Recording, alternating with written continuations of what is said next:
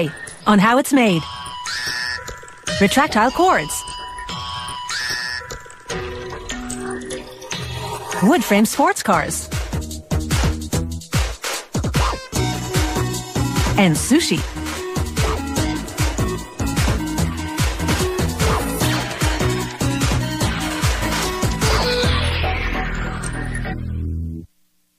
Retractile cords were invented for telephone handsets in the late 1930s, and ever since, these coiled cords have been making a lot of great connections. From medical equipment to construction tools to industrial machinery, they keep a lot of things plugged in a very neat way. Retractile cords stretch when needed and spring back into a tight coil afterwards, and that means no tangled knots and wiring snarl-ups, which saves time that would otherwise be spent straightening things out. Production begins with thermoplastic colorant. The color selected indicates the electrical function of each wire in the cord. It takes just a small amount to tint a batch of white plastic pellets a vivid hue as they melt in an extruder. Tin-plated copper wire feeds into that extruder, and the colored molten plastic coats the wire to provide an insulating wrap. As it exits the extruder, the plastic casing is still warm and soft, but cool water solidifies it. A spool then takes up the insulated wiring. Next, several wires unwind simultaneously over guide rollers and into a spreader plate. The plate precisely aligns the wires as they feed into a die. This die draws them down to the correct diameter, while a mechanism further down the production line twists the wires into one cord. The cord continues to twist as rollers wrap polyester-backed foil around it. This foil is a shield to protect the wires from electrical interference and is an optional feature. The cord then passes through the twisting mechanism and onto a take-up reel. Next, standard unshielded cord travels through beads of electrodes as thousands of volts of electricity are applied to them. The energized electrodes detect any faults in the wires. If they find none, the cord moves forward. The next machine gives the cord a paper wrap. That's followed by the final layer, a thermoplastic jacket. It also takes a trip through a cooling station to solidify.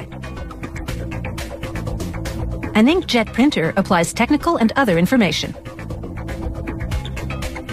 The plastic casings of some cords have been treated with fire-retardant chemicals. Now they put that treatment to the test. The cord doesn't catch fire, confirming that it's flame-resistant. So it's now ready to be coiled. This worker gets the process started by manually winding it around a rod. Then he presses a button and the automated winder does the rest. This establishes the spiraling profile of the retractile cord. But at this point, the coil won't hold. Simply pulling out the rod would cause it to unravel. The plastic sheathing around the wires has no memory, so it won't retain the shape. They wheel the cords, still on the rods, into an industrial oven and bake them at approximately 90 degrees Celsius.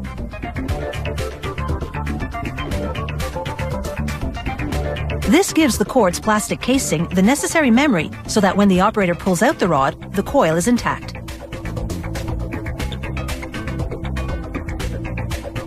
But it still doesn't have the necessary snap. That is now achieved by reversing the direction of the coil. The equipment used for that is proprietary, so this worker demonstrates the basic concept with a drill. The drill turns the cord counterclockwise for an impressive rewind. The effect ripples all the way down to the end. Reversing the direction of the coil transforms it. The process tightens the spirals so that after the cord is stretched, it retracts to its original shape. The difference is very apparent. The top coil in this shot hasn't been reversed, while the bottom one has, and it's clearly much tighter. These retractile cords are now ready to be stretched to the max and snap right back again.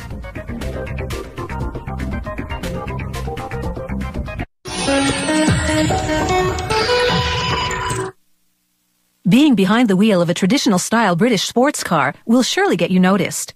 These vehicles combine modern performance with classic styling that dates back to the turn of the last century.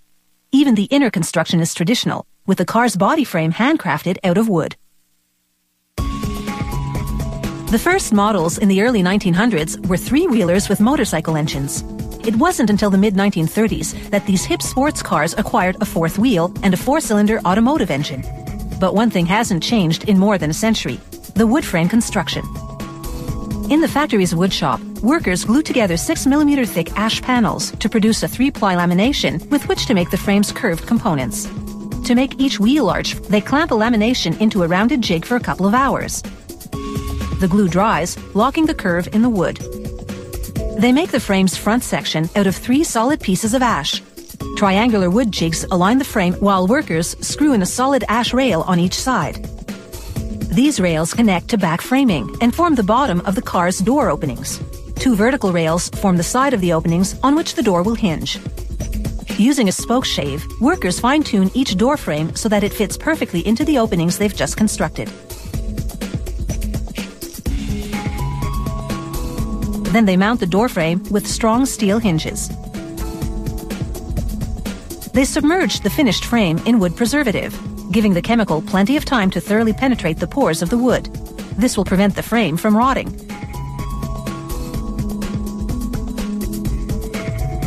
In another part of the factory, workers assemble the engine, transmission, and drive shaft to the car's galvanized steel chassis, then mount the front and rear axles and wheels. They'll switch the brass wheel nuts for fancy chrome ones later on. Back to the bodywork now. They cut an aluminum panel to the shape of the door frame, only wider all around. Clamp it onto the door frame, hammer down this door skin, as it's called, over the frame edge all around. They remove the clamps, then peel off the panel's protective covering. After paneling the rest of the wood frame in aluminum, they reinstall the door, gently tapping the hinge pin in place. Now they lower the paneled body onto the chassis. The only wooden parts not covered with metal are the rear wheel wells. Unlike the rest of the body frame, these are made of water-resistant plywood. 2 bonnets form the car's hood. To make each one, a craftsman feeds aluminum through rollers to curve it.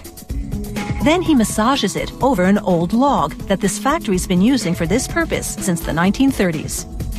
They put each panel through a press that cuts louver holes. In the old days, the purpose of louvers was to ventilate the engine, but now they're mostly for style. The 2 finished bonnet panels go on either side of a central hinge, forming a car hood that opens like butterfly wings. The body gets a paint job. Then they trim the car's interior with genuine leather, cutting and stitching every piece by hand, and affixing it to the wood frame. They make door seals by wrapping leather around rubber tubing. And finally, they refit the wings, now painted, over the front and back wheels. The front wings have shells, which house the car's headlights. Workers install the radiator at the front and top it with a cover called a cowl. Then the electronic dashboard instruments, gear shift, windshield, mirrors, and of course, the steering wheel. They also attach the hood, handcrafted from either vinyl or mohair, to a tubular frame. After installing the leather-trimmed seats, they take the vehicle out for a test drive. Then, upon return, put it through a meticulous inspection inside and out. After a wax polishing, this fancy fusion of technology and tradition finally gets the green light.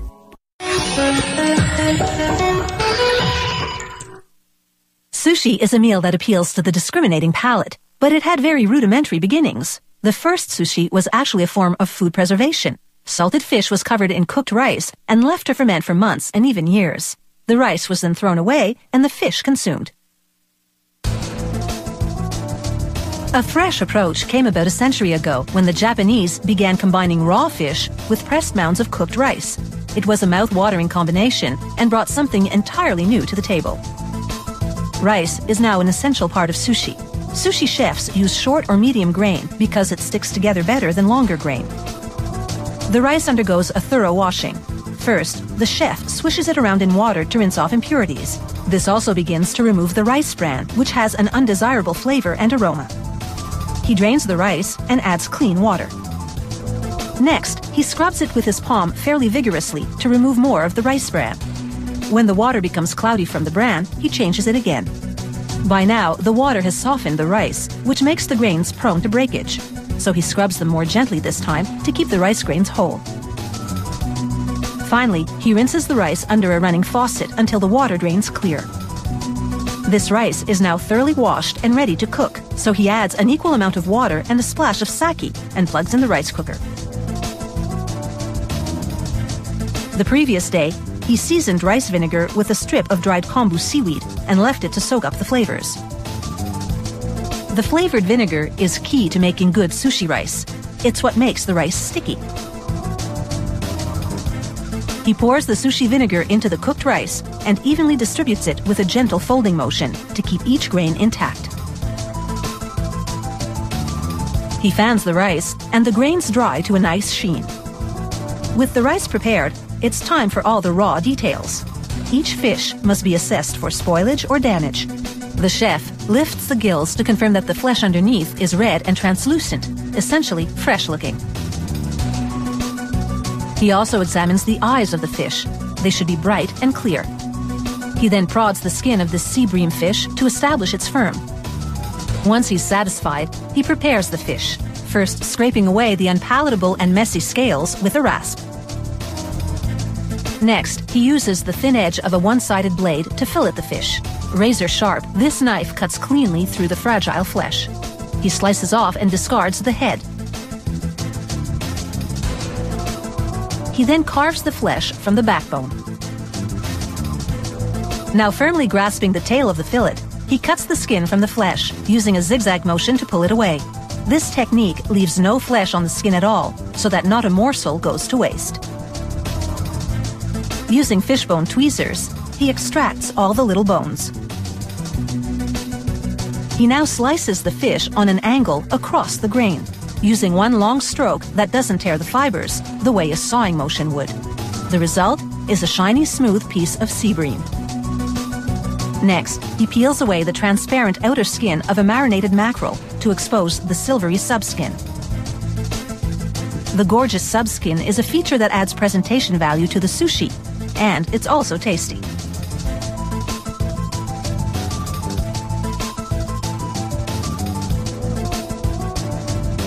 Next, he carves tuna that's been frozen within hours of being caught. This locks in freshness so that when thawed, it's suitable for sushi. And the freezing also kills any parasites in the fish. He chops spring onions into thin rings. They'll be used to offset the strong taste of mackerel sushi. He then mixes water and wasabi powder to create wasabi paste, the pungent condiment that adds kick to sushi. And with all the ingredients prepared, it's time to start rolling. So stay tuned.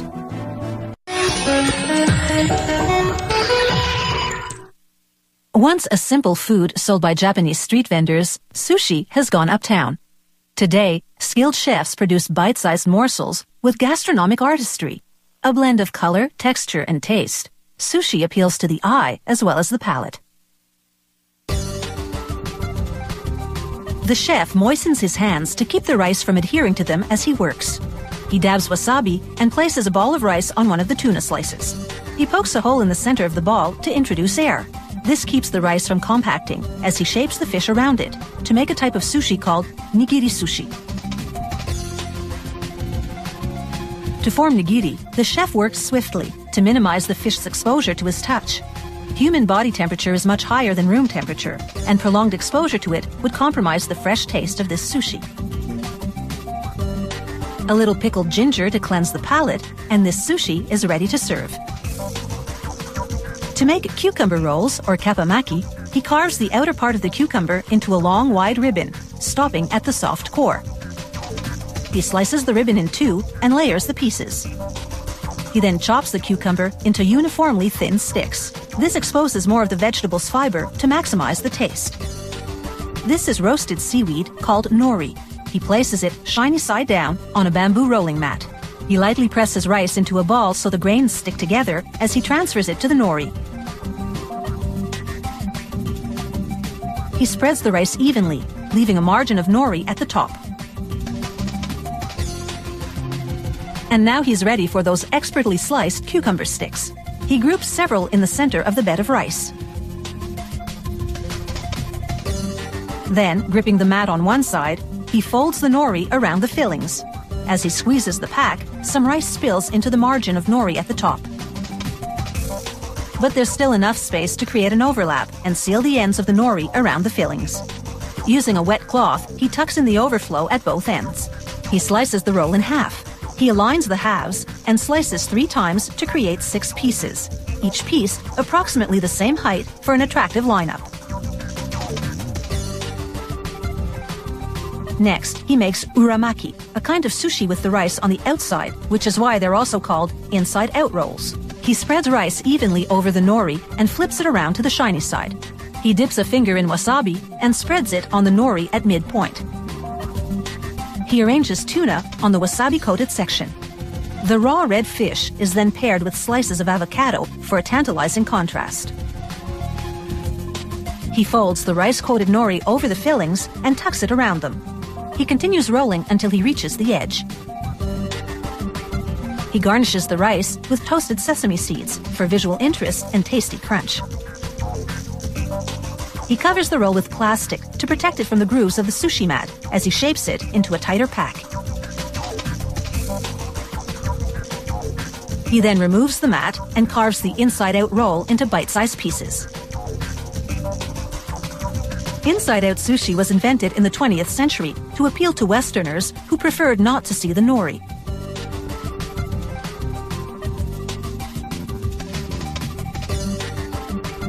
The final thing on the menu is the hand roll, also known as temaki sushi. He presses soft rice into the crispy nori and layers the next ingredients diagonally over the rice: wasabi, a Japanese herb called shiso, and 2 pieces of tuna. He folds the nori around the fillings to contain them in a seaweed cone. Now all that's left is the presentation, and when it comes to sushi, less is more. Over-garnishing can detract from the main event, the fish. A simple, artful arrangement puts the focus on its raw appeal.